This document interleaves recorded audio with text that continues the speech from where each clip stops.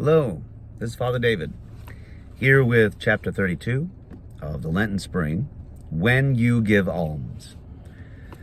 So we've gone through the prayer of St. Ephrem, and we've talked about fasting, we've talked about the true spirit of the fast, and yet there's also, in addition to prayer and fasting, sort of the three-legged stool of Christian asceticism, self-denial, is almsgiving, giving to the poor. Now, this can be a very fraught, touchy subject.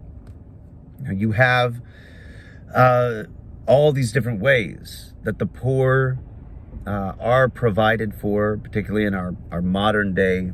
We have, individual giving, that you can see the fellow on the side of the road with the sign, and you roll down your window and, hand him maybe the change in your cup holder, or, there's other organizations like IOCC, or, just relief efforts like the Salvation Army ringing the bells out in front of the Walmarts at Christmas time. And then there's also even, governmental programs that get established within, particular countries or states or even counties that are designed through tax revenue to provide relief for those that are suffering, those that are, stuck for whatever reason. It should be said at the outset that the Church, the Orthodox Church, has availed themselves of all of these methods throughout history. We are absolutely not opposed in principle to individual charity or organizational charity or even governmental charity, although some may be uncomfortable with one or more of those methods. Personally, the Church has made good use of all of them. It does not mean, of course, that we therefore blindly say, therefore, in all cases, in all contexts, all of these are perfectly fine. Well, no, if something has been shown to be abused or neglectful of the poor, it should be corrected. It should be addressed. I know one organization that was meant to help the poor that was found to be, pocketing a lot of the money. But that really, for the Christian, is neither here nor there. Our goal, truly, is simply to give to the poor. Our Lord's commandment, as Father Tom said, is quite clear. It is not if you give alms, but when you give alms. The giving of alms to the poor should be something that every Christian should be absolutely ready to do, and willing to do, and joyful to do. There are few topics that many of our greatest fathers of the Church are so insistent upon than active, purposeful alms for the poor.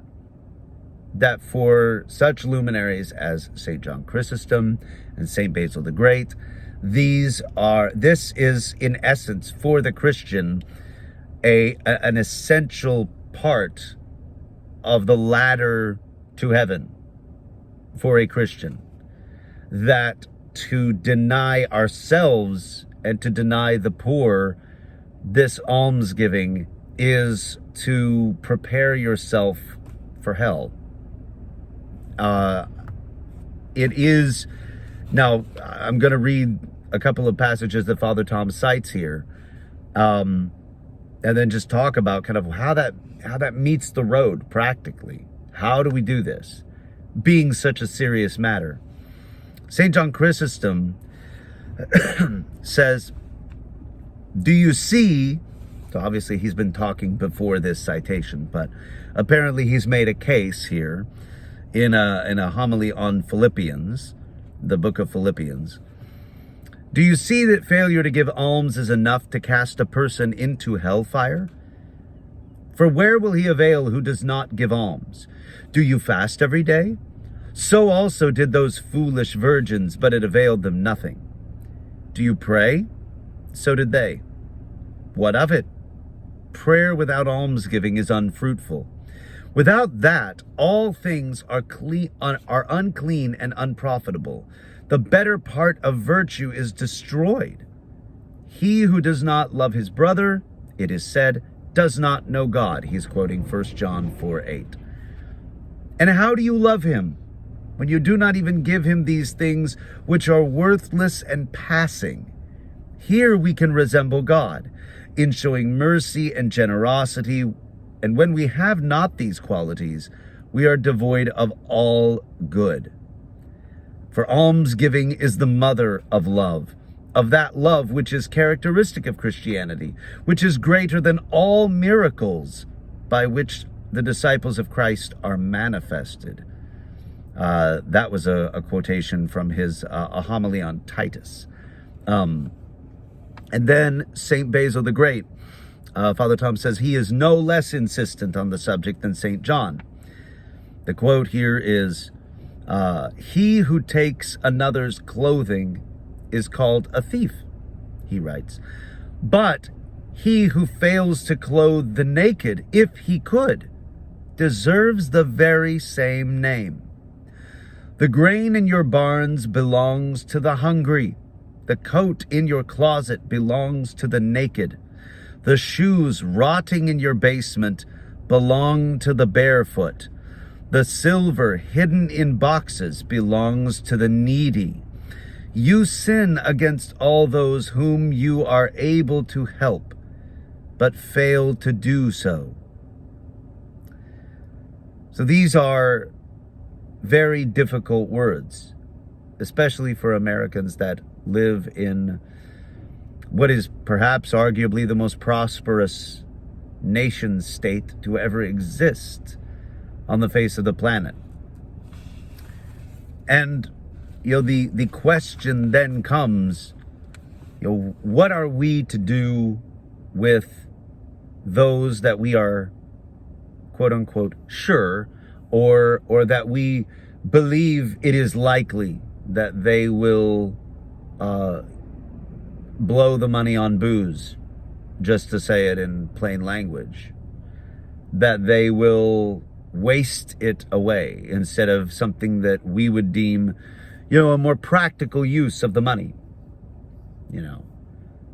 and this idea that they're nothing but freeloaders, Ultimately, that is up to the person themselves and to God. Now, if we're just talking about a monetary donation, again, there's ways that we can do this. You can have, for example, a roll of bills in your vehicle. And when you see the person on the side of the road, just flip out a few without looking at it, hand it to them. Ask the person, pray for the sinner, David, your name here. Ask them to pray for you. Other people that I know have spent the money that they would have in a roll of bills on food and water, little bottles of water that they keep like a pallet in the back seat, or crackers or non-perishable food items that they can hand out through the window to give to the person. And regardless of the response of the person, you are seeking to help them in a concrete manner. Other people are willing. I know a friend of mine for a good long while opened up his business in home construction to people that really were hard up and had nothing else to do, but they got a day's work out of my friend Steve. He had to deal with all of the excuses, the instability, the difficulties of their life. Many of these people are really every day. It's sort of like, well, is my buddy going to be available for day work or things like that? Or am I going to have to walk around and find from other places that have been good to me before it's an incredibly unstable life that many of them have to live even if they're trying to better their lives. Our call primarily is not to investigate and to be the gatekeepers of their use of the funds. Our call is to give. And a couple of things here. If we are, for example, responsible for children, we have a family, should we give to the point to where we cannot, pay our bills? No. But it might do to ask ourselves which bills are absolutely necessary. Do I need that, second streaming service? Am I able to, downgrade and not participate in this activity so that I can give to the poor?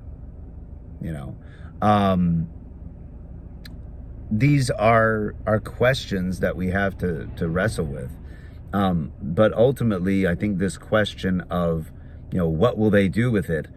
I mean, it's, I hear no better, voice on this subject than G.K. Chesterton, who is an English Christian. He converted to Catholicism later in his life.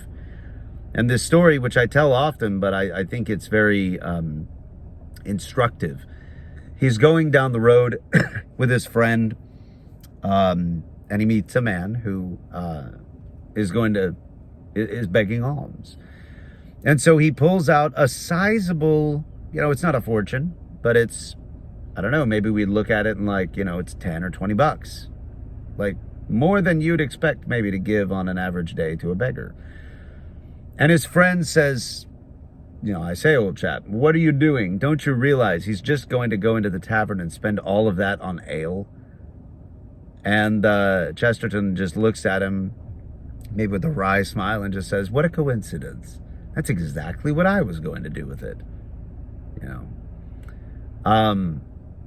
In other words, he is holding with an open hand all of these things. But there really is this sense that, as it says in the book of Tobit, alms and elsewhere in the wisdom literature of the Old Testament, almsgiving delivers from death. That this is a very real, practical, and concrete way that we can feel compassion and act on compassion for those who do not have what they need. And for us to exemplify, to practice non-judgmentalism. Now, this may seem like naivete to many people, but in so doing, Father Tom says, we become like God. We are able to be like our God, who gives his sun and rain to the just and the unjust. And, this is, as he said, the apostles of Christ magnified the Master's teaching about the need to help the needy. They insisted that human perfection consists in giving to the poor and following Christ. They taught with Jesus that the measure one gives is the measure one gets.